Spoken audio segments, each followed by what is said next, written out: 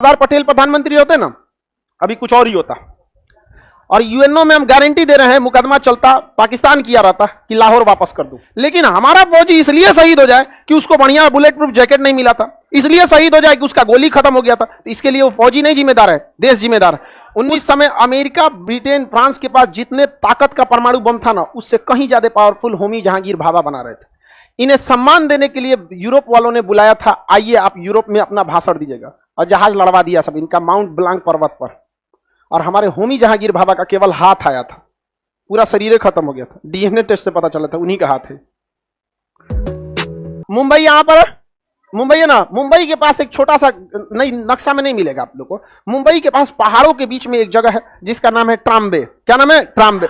वहां ट्राम्बे की जिम्मेदारी जवाहरलाल नेहरू जब भारत के पहले प्रधानमंत्री हुए। अब कुछ लोग इस पे भी कहते हैं, भारत में प्रधानमंत्री का चुनाव 1951 में हुआ और 52 में संपन्न हुआ, समझा गया कि नहीं गया? और सरदार पटेल की आकस्मिक मृत्यु 1950 में हो चुकी थी। अब कुछ ये लॉजिक देते हैं कि नहीं, सरदार पटेल को प्रधानमंत्री होना चाहिए, तब इस लॉजिक का कोई मतलब ही नहीं बनता यार, उनकी तो आकस्मिक मृत्यु हो गई थी चुनाव के 1 साल पहले। नो डाउट सरदार पटेल से योग्य नेहरू नहीं थे, समझा गया कि नहीं? बहुत सरदार पटेल कर्मठ व्यक्ति थे। लेकिन हमेशा याद रखिएगा, राजनीति में ना लॉबिंग भी बहुत मायने रखती है। हर पार्टी में, वर्तमान भी पार्टी में बहुत सारे ऐसे नेता हैं जो बड़े पद पर होने चाहिए लेकिन छोटे पे हैं, और जो ऐसे ऐसे मंत्री बने हैं जो चपरासी के लायक नहीं थे। क्योंकि ये क्या मतलब बनता है? लॉबी, आपका कितना अंदर से संगठन मजबूत है, समझ आएगी नहीं क्या? आप देखते होंगे ना, ऐसा थोड़ी है कि वर्तमान में जो पार्टी शासन कर रही है किसी भी राज्य में या देश में, उस पार्टी का जो नेता है सबसे योग्य, सबसे पढ़ा लिखा, ऐसा नहीं है। यहाँ पर हमारे यहाँ भी देखिएगा ऐसे ऐसे मंत्री मिलेंगे जिससे ज्यादा पढ़े लिखे लोग हैं, होता है ना। तो ये भारत की ये सबसे बड़ी खराबी है। तो सरदार पटेल की आकस्मिक मृत्यु हो गई। अगर सरदार पटेल प्रधानमंत्री होते ना, अभी कुछ और ही होता। और यूएनओ में हम गारंटी दे रहे हैं, मुकदमा चलता, पाकिस्तान किया रहता कि लाहौर वापस कर दूं। आज पीओके पे बात हो रही है ना, वो इंसान लाहौर तक घुस गया रहता वहां पे, समझ में गया? जिन्ना को घुटना टेकवा देता। लेकिन देखिए, भारत के साथ प्रकृति भी खेल जाती है। मतलब सरदार पटेल आकस्मिक मृत्यु हो गई, समझ में गया कि नहीं गया? महात्मा गांधी मार दिया वहां पे। इंटरनेशनल लेवल पे गांधी के बात का बहुत वैल्यू था। आप भले गरिया लीजिए भारत में, बस भारत के बाहर नेतृत्व कर लेते थे महात्मा गांधी। बहुत बड़ा फिनिक्स फॉर्म की स्थापना अफ्रीका में कर दिए थे, अंग्रेजों को घुटने पर झुका दिए थे अफ्रीका में नियम बदलने के लिए। तो वर्ल्ड लेवल पे देखेंगे ना, गांधी जी का प्रभुत्व बहुत ज्यादा था। गांधी जी जब जेल में गए थे ना, तो अमेरिका का राष्ट्रपति बोला था गांधी जी को छोड़ने के लिए, पावर समझ रहे हैं। लेकिन अंग्रेजवा नहीं छोड़ा था समय पे। लेकिन हुआ क्या ना कि जैसे देश आजाद हुआ ना, एक तो विभाजन हुआ, विभाजन के बाद अच्छे नेता भी चले गए वहां पर।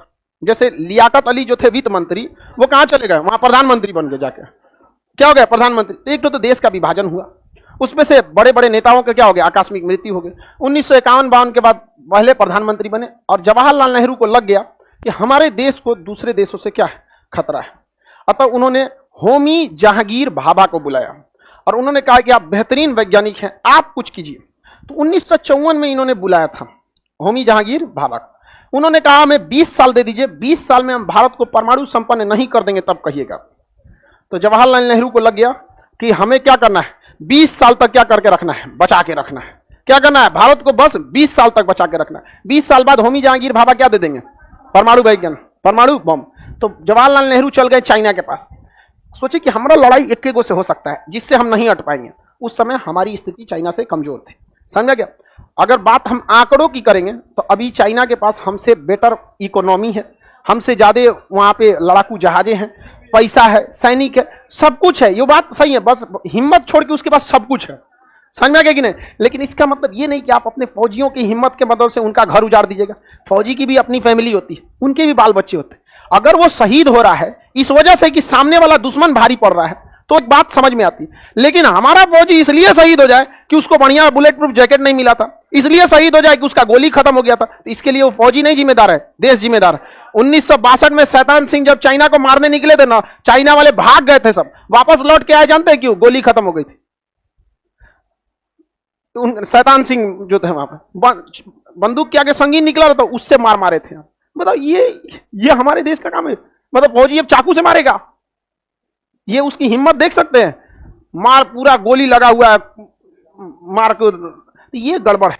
तो नेहरू चले गए कहां पे? चाइना के पास। उनको लगा कि चाइना से एक समझौता कर देते हैं कि ना तुम हम पे हमला करोगे ना तुम हम पे हमला करो। यहां नेहरू से गलती हुआ।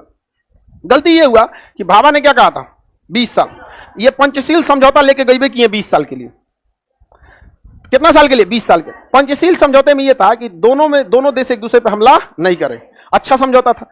और ये 20 साल के लिए क्यों किया गया था? 20 साल में दे देते। लेकिन चाइना का ना हम 6 साल पहले मान के देखेंगे फिर बढ़ा देंगे। चाइना के मन में तो कुछ और था। 6 साल बाद 1960 में यह समझौता क्या हो गया, समाप्त हो गया। अब 62 में भारत पे क्या कर दिया, हमला। क्या कर दिया, हमला कर दिया। ये कितना साल मांगे थे, 20। इनकी ख्याति होमी जहांगीर भाभा की इतनी जबरदस्त थी, पूरा यूरोप दहल गया था कि ये इंसान भारत को सुपर पावर बना देगा। उस समय अमेरिका, ब्रिटेन, फ्रांस के पास जितने ताकत का परमाणु बम था ना, उससे कहीं ज्यादा पावरफुल होमी जहांगीर भाभा बना रहे थे। इन्हें सम्मान देने के लिए यूरोप वालों ने बुलाया था, आइए आप यूरोप में अपना भाषण दीजिएगा, और जहाज लड़वा दिया सब इनका माउंट ब्लांक पर्वत पर। और हमारे होमी जहांगीर भाभा का केवल हाथ आया था, पूरा शरीर खत्म हो गया था। डीएनए टेस्ट से पता चला था उन्हीं का हाथ है। अरे यार क्या जरूरत है अपने वैज्ञानिक सबको इतना आलतू फालतू जगह पे तुम आओ ना यहाँ मीटिंग पे, नहीं समझ में आया? और अगर जाना चाहिए मीटिंग पे तो ओकनियों के वैज्ञानिक सबके साथ में चलना चाहिए। चल तोरे राष्ट्रपति की जजिया में बैठ के चल, तो लड़ाओ। अब नहीं समझ में, इन सब पे कभी भरोसा नहीं। आप हमको देखते होंगे, एक चीज आपको धीरे धीरे तो एहसास होता होगा, हम यूरोप वालों और उस सब के फेवर में नहीं रहते, ये किसी को मरवा देते हैं सब। आज भारत पाकिस्तान की लड़ाई हम जितना लड़ ले, जितना गरिया दे जिन्ना को, अगर माउंट बेटन साइन नहीं किया रहता विभाजन हो जाता। अरे थोड़ा मारधार होता, दंगे फसाद होते, रहते तो यहीं पे ना।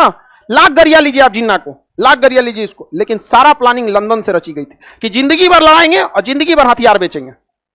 समझ में आया कि नहीं गया? और जिन्ना को यह बात जब पता चली तो ये सब जानबूझ के जिन्ना को मरवाए थे सब। जिन्ना को 28 दिन में टीबी पता चला, टीबी 35 दिन बाद मर गया। ये कौन टीबी है जी? इतना खतरनाक तो एचआईवी नहीं होता है। 35 दिन में टीबी से मर गया। टीबी से आदमी 10-10 साल झेल के मरता है। ओके पता चल रहा है कि टीबी है, मर गया। जिन्ना ओके जब पता चला जिन्ना को कि जा हम गलती कर दिए हैं, तो सोचा कि बात करते हैं यहाँ पे। तो इंग्लैंड वाला देखे सर चुट्टा कहीं का बात करेगा, ये विभाजन रद्द कराएगा, मरवा दे इसमें।